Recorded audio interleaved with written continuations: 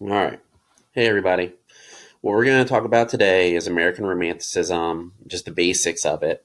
And I'm going to go through a little PowerPoint I made. Like I said, is American Romanticism in a nutshell. All right.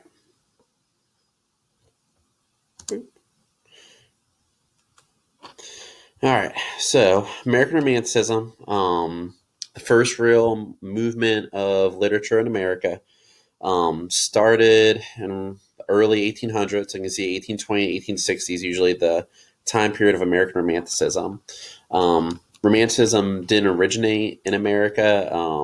We think about European Romanticism, which I'm going to talk about in just a second here. But um, what we had up to this point were a lot of literary movements and philosophical movements that either imitated or mimicked what was going on in Europe, um, which is great. But what we wanted to see and what we start seeing with American Romanticism are unique American ways to kind of take on literature and ideas.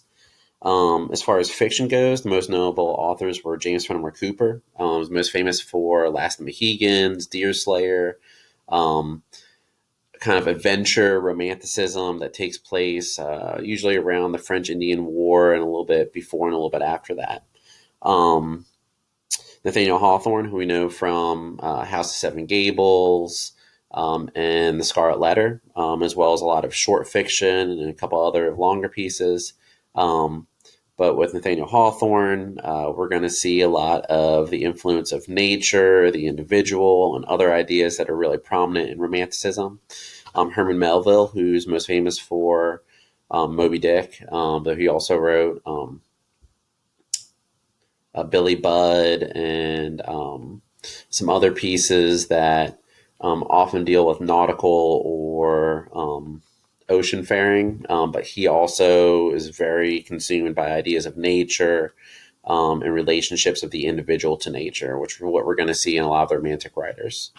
The poets that were really famous at the time, William Cullen Bryant, who started off as an early romantic poet. He used a lot of that English romantic style in his writing. Um, and we're going to see a couple of his poems that really kind of shaped some of the romantic ideas that became American Romanticism. But he was actually most well known for being an editor of the New York Evening Post, um, and by kind of influencing a lot of that journalism which came out of it, because romantics tend to be more progressive and reform minded, which is just accelerated in ideas of transcendentalism. Henry Wadsworth Longfellow, probably the most famous of the American Romantic poets. There's actually a bust of him in Westminster Abbey in England, which is a big deal because a lot of British um, critics were not very fond of the American writers. Um, and to be featured there obviously shows that they gave a lot of respect to William Cullen Bryant, or no, Henry Wadsworth Longfellow. James Russell Lowell, John Greenleaf Whittier, and Oliver Wendell Holmes were other really big poets at the time. But Longfellow, Lowell, Whittier, and Holmes, those four are usually considered the fireside poets. They're also called the household poets or the schoolroom poets. But fireside poets is the most famous idea or name or label that's given to them. And we usually think about that because you read them at the school, memorized them, recited them at the household beside the fireside. Um, they had very calming, natural images that were featured in their poems. They're also very easy to remember because they tend to follow normal verse. Okay. Um, the next little bit just talks about the influence of European Romanticism on American Romanticism. So Immanuel Kant, his philosophical theories are going to be very influential, particularly his ideas on perspective and how experience is shaped.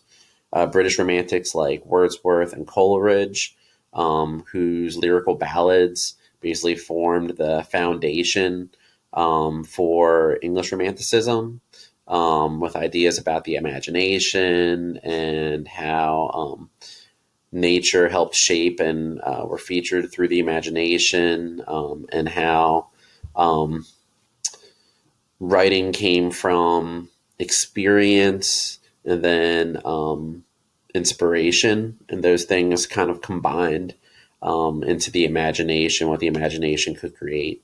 Goethe is a German romantic who is often talked about as being very influential as well.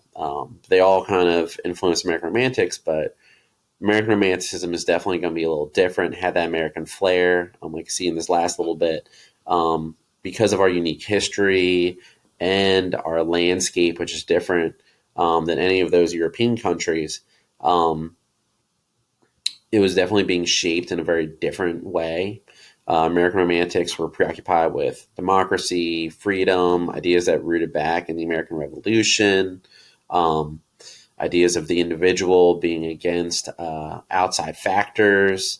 And then, of course, the American frontier, right? This kind of open land that wasn't really open, as we should remember, because there were indigenous peoples that were there. But to that American culture, they saw the kind of frontier and westward expansion as this kind of opening up to these natural horizons that you couldn't see anywhere else, that created the sublime, which is an idea we're going to talk about in a minute. Okay. I have these two paintings here. One is from Thomas Cole, it's the Oxbow, and the second is Asher B. Duran's Kindred Spirits, which features William Cullen Bryant and Thomas Cole. Thomas Cole being one of the Hudson River School, and William Cullen Bryant being the poet we just talked about. And basically, with the Hudson River School, what you're going to see in their artwork is this main focus of nature big, people small. And that kind of circular relationship between them. One of the things that all the romantics are trying to comprehend and look at is how, instead of a lot of the earlier theologies, which saw humans as being very central and the prime figure of the universe, romantics start to see that instead of that, people are actually just a small part of a greater pattern, a universal pattern, a scheme of things, a grand scheme of the universe, if you will. And what they're going to see is that people are definitely there, but they're a small part of something that's much bigger than them. And a lot of the romantic writers are going to work on trying to understand their relationship and that connection. My next slide is basically just going to talk about some of the basic qualities of romanticism. So, the first one is a belief in the individual above the group. This kind of defiance of conformity. So the individual knows better than the group what's right and wrong.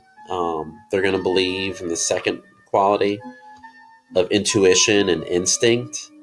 Trust your feelings, trust your heart, as opposed to just believing everything that's kind of told to you or laid out. Once again, it's going to give the idea of there being something that's going to guide us along, that instinctively comes to us, that we know individually what's right and wrong, as opposed to what somebody is trying to tell us or what tradition is trying to tell us. They also believe that man is corrupt and nature is pure. I'm going to move myself up into this top corner now. But man destroys things and corrupts the things that are naturally pure and free of human contact. The Kantian idea is right down here, that there's something inside of us that shapes the outside to form experience. So experience is going to differ from person to person, which makes us unique, which makes us different than everyone else. So, the way I always look at it is, if two people experience the same outward stimulation, so if two people go skydiving, one person deathly afraid of heights, the other person loves that kind of adventuring and the experience of it. While they have the same outside stimulations of falling through the sky, right? Their experience is going to be shaped by their internal way of looking at and their perspective on that experience or that stimulation. So that's what experience is. Experience is something that can only be created through a harmony or through a relationship between the outside and the inside that comes out. Okay. Over here, the idea that symbols and morals are formed through channeling the natural world. Think about, symbolism in a novel. The Scarlet Letter does this a great deal with vegetation, how vegetation represents kind of a way of understanding the human life as well as the natural world. They believe in the sublime. The sublime is when our mind tries to comprehend and make sense of the infinite. Think awful or awesome, two things that both kind of try to capture the idea of awe. So the sublime can be good or bad, but what it is our mind trying to comprehend something that it can't really comprehend because it's bigger than us, something that's infinite. Um, Looking out over the Blue Ridge Mountains and seeing the mountains seem to go on forever. Looking at the eye of a hurricane, right, where you see all the storm, which is awful because, so much devastation and power and destruction come from it, but it's also, fills you with awe because it's so much bigger than you that you can't even comprehend it. Um, and then the last thing that I wanted to look at is that the American Romantics are always trying to understand their place within this bigger universe.